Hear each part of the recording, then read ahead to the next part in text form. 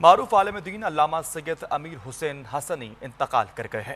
مرحوم کی نماز جنازہ آج شام ان کے آبائی گاؤں شاہانی ضلع بکھر میں ادا کی جائے گی۔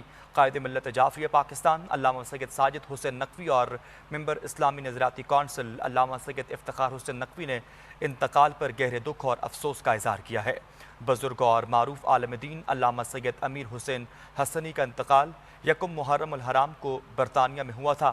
آپ عرصہ دراز سے برطانیہ میں دین اسلام کی تبلیغ کے لیے مصروف تھے اور اس سلسلے میں ان کی بڑی خدمات ہیں۔ علامہ سید امیر حسین حسنی کا جسد خاکی اسلام آباد ایئرپورٹ پہنچا تو ممبر اسلامی نظریاتی کونسل علامہ سید افتخار حسین نقوی نے مرحوم کے اہل خانہ کے ہمراہ جنازہ وصول کیا۔ علامہ سید افتخار حسین نقوی نے مرحوم کے بیٹوں اور ان کے اہل خانہ سے اظہار افسوس کرتے ہوئے علامہ سید امیر حسین حسنی کی خدمات، ملک کے اندر اور ملک کے باہر خدمات کو آخرت کا ذخیرہ قرار دیا۔